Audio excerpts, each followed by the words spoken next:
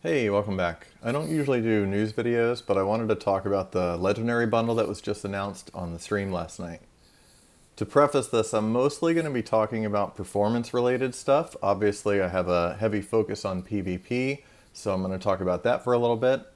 I'm also not trying to skew anyone's purchase decisions, and I get that a lot of people are going to like this bundle. The Akira is my personal favorite Star Trek design, so when I heard there was going to be a Legendary Akira quite a while ago, I was really excited about it. But I have to say I'm a little bit disappointed. That doesn't mean other people won't love it, so don't let me rain on your parade if you're pumped about this bundle.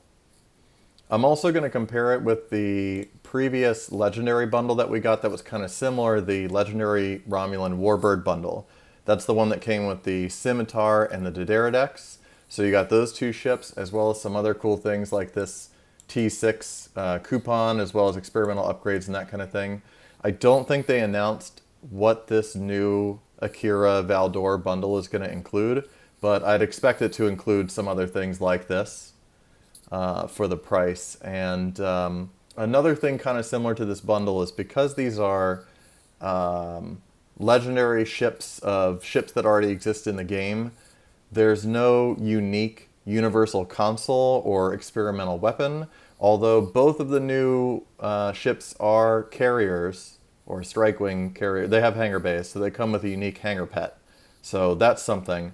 But like the legendary Romulan Captain Bundle or legendary Jem'Hadar Captain Bundle, those kind of things, they came with like a unique universal console or unique, something like that. But all you get is with this new bundle is the two ships and the traits and a couple of other things, but I'll hit on that as we go.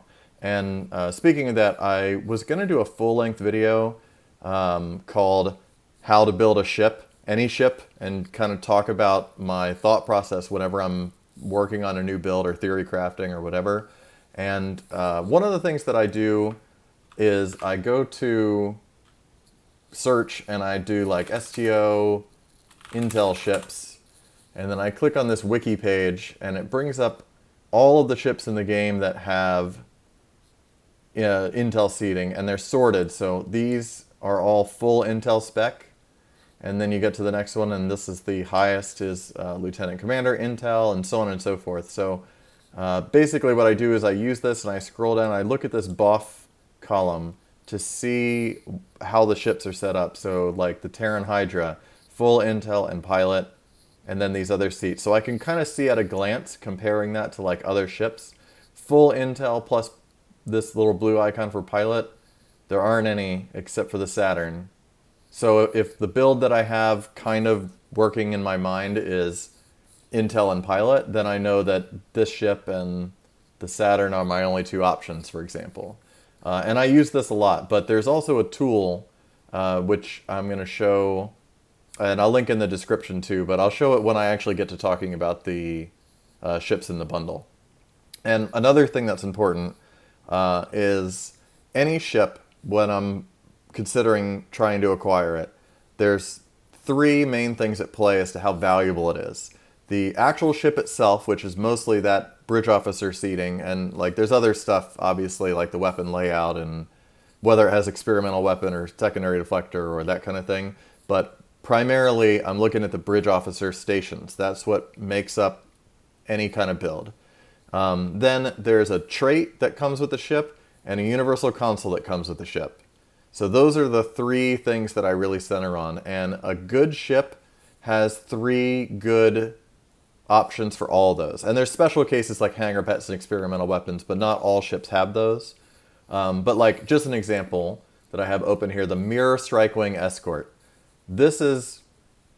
I consider this to be one of the best value ships in the game, maybe the best value ship in the game, because not only is the ship pretty good, Intel and temporal combination and 5.2 layout, but the ship is above average, but it's not the best thing ever. But it does come with a very high-end trait, superior area denial, a very high-end console, cascading subatomic disruptions, and a very high-end experimental weapon, the graviton implosion charges. So, if you could only get one or two ships in the game, I know this is a lockbox ship, so that's not exactly realistic, but this is one of the best value propositions in the game. In contrast, the more expensive, theoretically, promotional ship, the Freedom Frigate, and it really hurts me to say because I love this ship, right? The Freedom Frigate's like one of my favorite ships in the game. And the ship itself is really good. You've got Commander Engineering, Miracle Worker, and Pilot combined. It's got a really high hull capacity. So the ship itself is really good, but the console is terrible. And the trait is situational at best, but pretty terrible. And it doesn't have an experimental weapon or hangar bay or anything special about it. And this is a promo ship. So the value proposition on this ship is very, very low. As cool of a ship it is, you only get really one good thing with it, and that's the ship itself. I don't even use the console or the trait on anything. Whereas the mirror angle, I don't use the ship often. I have before. But I use the trait and the console, I mean, daily. And same thing with the experimental weapon. If I'm flying any escort, it's either the graviton implosion charges or the soliton impeller, one of those two.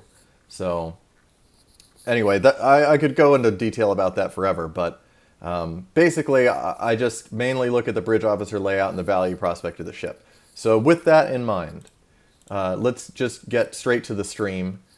This is the new Legendary Akira, and it has kind of a motion picture style skin, which I actually think looks really cool. Personally, if I get it, I'm going to run it in the traditional first contact kind of appearance. And that screenshot of the ship flying in first contact and shooting the torpedoes was my desktop wallpaper for like years. So, yeah. So let me skip ahead to the bridge officer stations on the Legendary Akira. So I have that marked. Okay. So here are the stations, and basically it is, first of all, there's a mistake here, and they talked about it on stream, but this lieutenant tactical station with command is incorrect. It is supposed to be a lieutenant commander tactical, so without command. The only command seat on the ship is this engineering one. Which is good because when I first saw this and I saw 2 specs and a secondary spec, I was really worried. I was like, oh no, we're going to get 3 specs ships, anytime now. And I kind of dread that happening. I'm sure it's going to happen. Eventually there'll be a ship that's Pilot, Intel, Miracle Worker or something like that.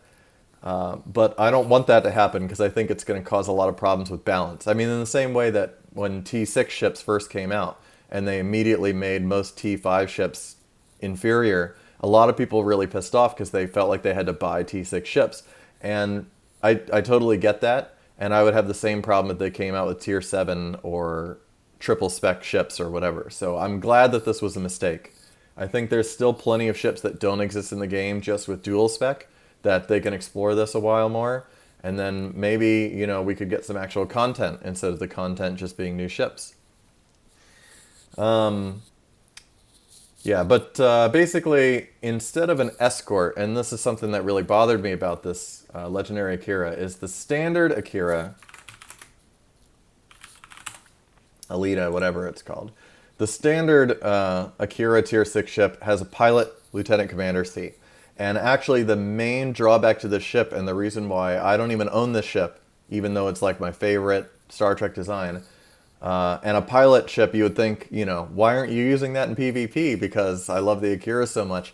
But you have this lieutenant tactical seat that you're stuck with, and it just doesn't have enough open seating, and it's a 4-3 as well, which doesn't help. But it's just really inflexible. It's not a good, not like you could make it work. I mean, you can make any ship work. I was flying around in a Jadaredex, and I flew around in a Galaxy, and you can make any ship work, but to make it good, I feel like you need to have some universal seating and not too much tactical seating like this one has. So my hope for the Legendary Akira was, obviously people think of the Akira as a torp build. I was hoping for full command and pilot. I thought that would have been really cool on a 5-2 escort, or even if they left it 4-3 and it had an experimental weapon, at least it would be something. So that's what I was expecting. And I guess it's a good thing that they didn't do that, because then I would feel like I have to buy this bundle. But I feel no obligation to buy this bundle at all. Because the Legendary one, it doesn't have any pilot. It's full command, which is nice, but Miracle Worker and it's a 5.3 cruiser. Basically, it is a frigate with a hangar bay. So it does have a hangar bay, which is cool, but I'm just really disappointed in this bridge officer layout. I mean, even keeping in mind this is a lieutenant commander, so like if I was going to use this for PvP, command seat, obviously, maybe I'd put suppression barrage up there, but then, oops. Emergency to engines, Oxysif, engineering team. Make this seat up here an engineer, so you could have emergency to shields or emergency to aux, and then reverse shield polarity 1, suppression barrage, then you have tac team, cannon scatter volley beam overload, and then in this random ensign tac seat, I guess, chemosite, I don't know. And then this seat, science team, photonic officer, tractor beam repulsors, hazard emitters, grab well, something. I mean, it's not bad, but because there's no pilot, you kind of have to run oxidamp for the rhythmic rumble, weapon cost reduction and all that. So you could definitely still make it work. I'm just not super pleased. That's all. And I guess one of the other reasons why I'm not super happy about it is this is that tool I mentioned earlier where you can filter different ships. So for example, if we do max command seat, level 4, so we've got full command ships. And then I'll also add Miracle Worker, but I'll just say greater than 1. So just any ship that's command a Miracle Worker. There's 9 ships in the game that are command Miracle Worker. And granted, there's only one other ship in the game that is a full command with a Lieutenant Commander Miracle Worker, and that's the Terran Sirius, which just came out about a month ago. But basically, there's tons of options. If you wanted full command and Miracle Worker, there's 9 other ships in the game. So did we really need a 10th? But in contrast, let's say command and pilot, greater than 1. There's only 2 ships in the game, the 5.3 Legendary Walker and the 4.4 Undine Kuwabi.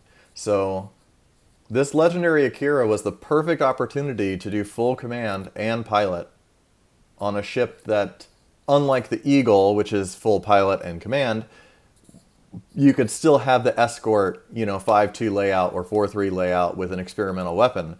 And that would be really unique because that doesn't exist in the game yet. But this exact ship already exists in the game, just slower on the Terran Sirius. And I guess I'm just disappointed that it's a rehash of the same ship that we already have, basically. I mean, what was the point? So, and like I said, the bridge officer layout's the most important part of the ship. I'm going to go over the other stuff, but that kind of kills it for me right off the bat. And I already mentioned there's no universal console, but it does come with a kind of unique ship weapon. If I skip to that timestamp I have marked, the Maelstrom Quantum Torpedo Launcher, which holds 3 charges, and I saw on the stream here it had a 30-second cooldown, but I'm not sure how fast the charge cooldowns come back. And they did say, like, he has the duty officers equipped that improve the recharge time of torpedoes on here. They said that those will not affect the launcher, but it looks like if you fire the launcher and you have another torpedo equipped, the launcher will count as a chance to recharge the other torpedoes, so that's something. And at 3 charges, some of the hits that they showed on screen were pretty huge. He doesn't have a lot of buffs or anything going on, and he had a 200k crit. And I know from watching his damage in other streams, just in this little sample match, that he doesn't have a lot of damage. So a 200k crit on a build with basically no buffs is really, really powerful. However, they did say on screen, and I appreciate Jonathan for saying this, but the Maelstrom Quantum Torpedo Launcher deals half damage against players already right out of the gate. So it's good that they're thinking of PvP balance before doing this stuff. I really appreciate that. That is amazing because we haven't had that for years. So even just that tiny little, hey, this might be too powerful in PvP for one-shots, let's just knock the damage in half and then maybe adjust it as we go. That's all I need to hear. That's wonderful. So, and we'll know if it's broken because within 24 hours in Karat, 50 people will be using it if it's ridiculously powerful, which I don't understand. If something is going to get nerfed, I don't know why you're buying it knowing it's going to get nerfed, but hey, I mean, I'm kind of frugal. I don't have a lot of money to throw at this game, so that's my side of things. So it also comes with a unique trait which I don't think is going to be all that practical in PvP, maybe. But basically, every time you use either a command ability or a miracle worker ability, you can get this stacking kinetic resistance. Command, it's pets that give the resistance, which is cool because if you're a nanny, like in a supported DPS run, and you're running command and you have a hanger pet out, then you could lower the kinetic resistance of the target with the hanger pets. So it's kind of cool for that kind of support build, although having a hanger pet out with a kinetic weapon immediately causes problems there because of concentrate firepower sharing with pets and all that. But I think they said that they were going to look at that. Personally, I think they should leave that alone myself. I mean, I don't think torp builds need more buffs. So if you make concentrate firepower not conflict with pets or anything, I mean, I don't know. I guess we'll see 3 million DPS runs any day now if they do that, but oh well. But if you use a miracle worker ability, your own weapons deal a stacking kinetic damage resistance debuff. The question in my mind looking at this is if you use a miracle worker ability and your kinetic weapons... I can't be mad at it. Oh, it no, looks never. so cool. And your kinetic weapons apply this stacking resist. Is it only negative 2.5 resistance per weapon fired? Because if so, it could take a while to actually get this maximum negative 50 resistance rating. So I like that. That will still be good in PvE where you're shooting at just like a huge HP sponge. But it's something I'm sure that can be cleared by debuff cleanses in PvP, so it makes it not broken there. So that's also the kind of thing I like to see. I mean, I'm assuming that. I guess we'll see when it comes out if it can actually be cleared. And then there's also these hanger pets that come with the ship, the Kodai command fighter. And basically the way this works, they get this unique command integration thing. Basically, every time you use a command ability, your pet gets a copy of Torpedo Spread 1.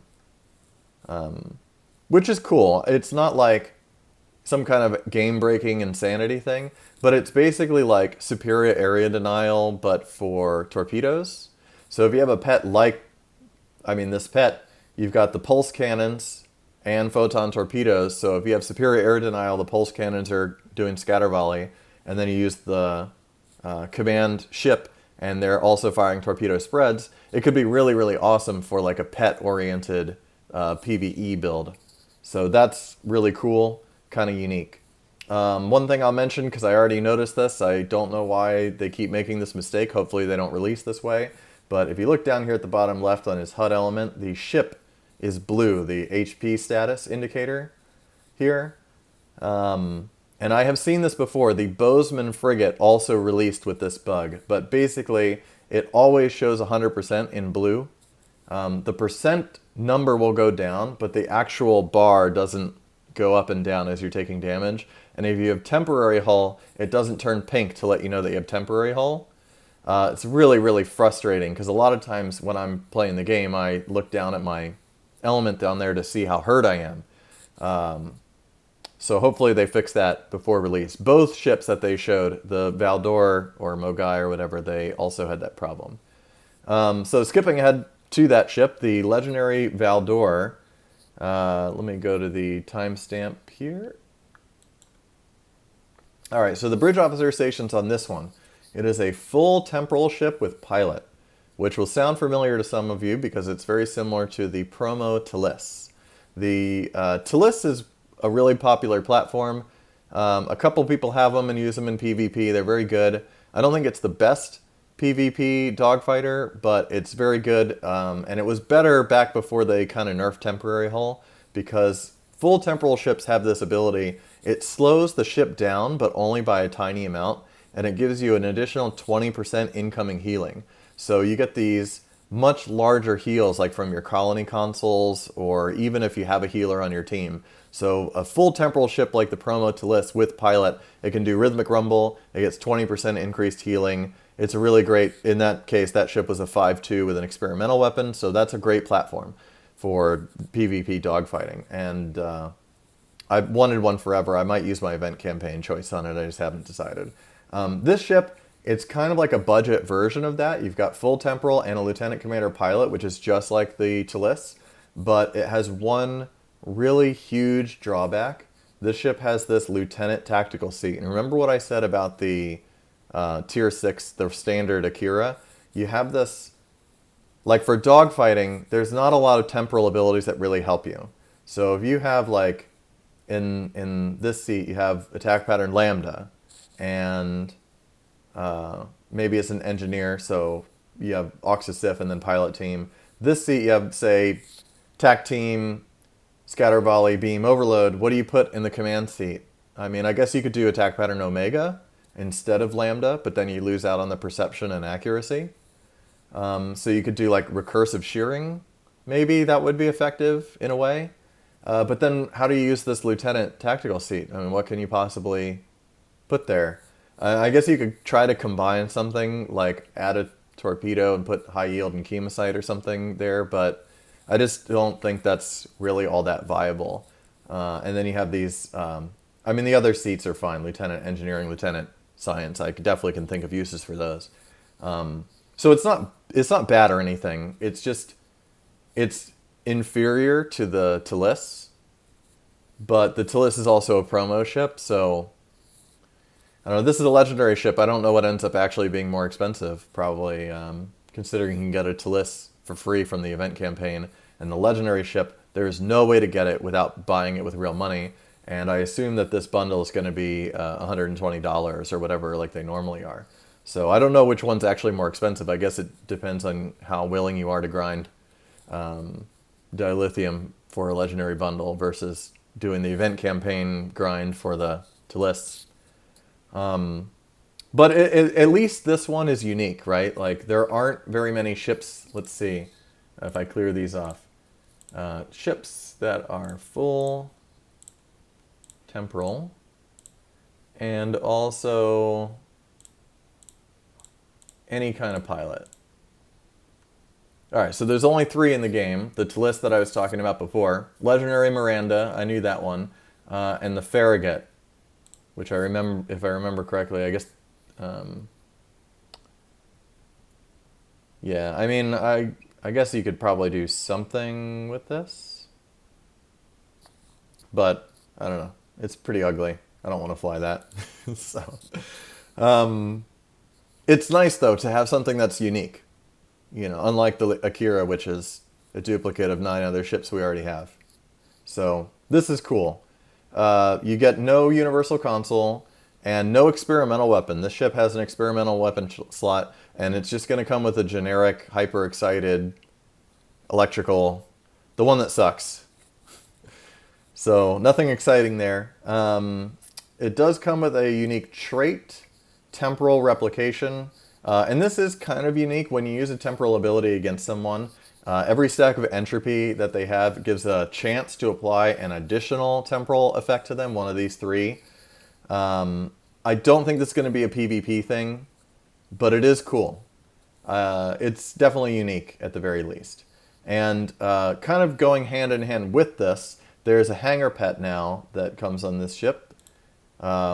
These temporal ops scorpions. So they've got the same plasma torpedoes and pulse cannon that the regular ones have, except this temporal ops integration, and this is really cool. He was talking about it on stream. It applies a stack of entropy to the target that they're attacking, which kind of goes hand in hand with that trait that increases the chance to apply temporal things the more entropy the target has. And I think the kind of like adding entropy and then using an entropy consumer to deal a bunch of damage mechanic, it's a really cool idea. You have to build up these stacks and then you have to hit them with the consumer to do like a bunch of damage. And I love that idea. And it's not really utilized in the game as it stands currently. So it's cool to have something that actually plays into that mechanic. How effective it'll be in like a meta DPS chasing thing or a PvP situation, I have my doubts about. But I think at least it will make it more usable for kind of fun builds or theme builds, that kind of thing. The biggest problem is in normal and advanced difficulty, everything dies so fast that there's no chance to build up any entropy stacks.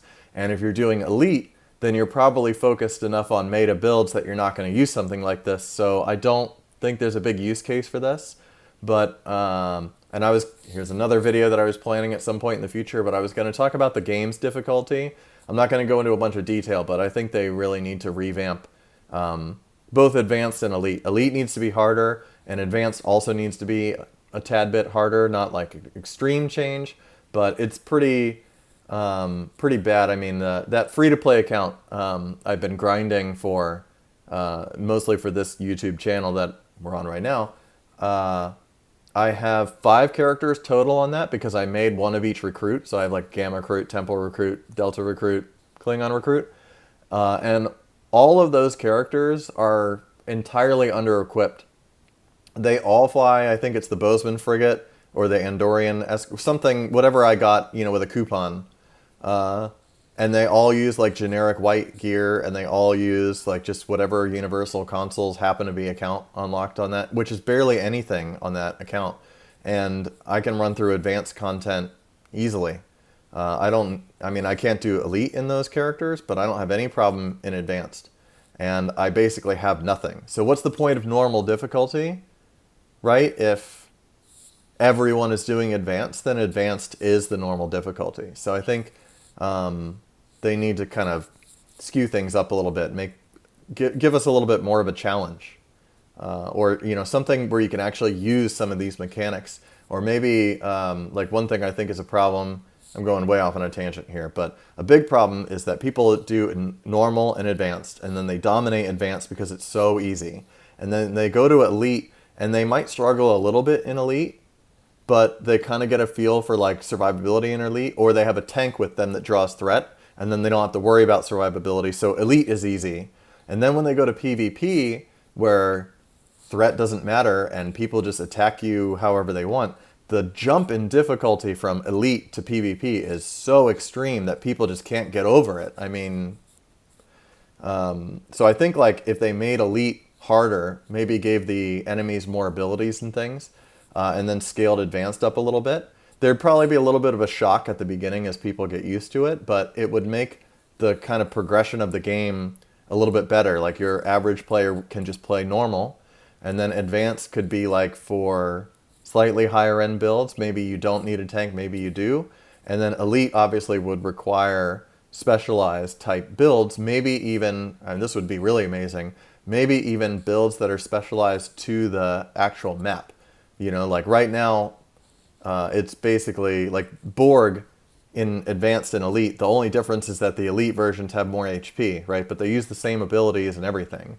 But imagine if elite Borg tactical cubes used subnucleonic beam or Tychon's Rift or something that makes you actually have to think, you know, instead of just smashing spacebar. And then that same making you think as you're encountering debuffs and stuff for the first time in elite would make the transition to PvP make a little more sense, because I know a lot of people that play high-end PvE elite stuff, and then they come into PvP and they get subnuked and they're like, oh, I don't know what to do, because they've never encountered a debuff like that before. And yes, I know that Voth bulwarks sometimes subnuke you, but you get my point.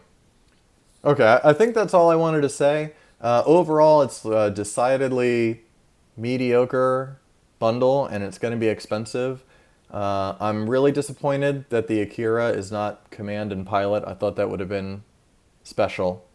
But the plus side is I don't feel like I need to buy this. I was grinding dilithium to Zen for this for a long time, and someone gave me a really good deal on a Lobi ship, and I actually ended up converting a bunch of my Zen into keys to sell to buy the Lobi ships. So I was really worried when I did that I was going to regret it when this bundle came out, and I'm glad that I made the right decision, because I don't need to buy anything and I don't need to grind for anything, because I'm not going to get this bundle unless something changes before release. So I'm sure people will buy this and enjoy it. And if I were doing like a really heavy carrier focused build, I think the Akira torpedo spread pets thing would be awesome. But yeah, that's all I have. Thanks for watching.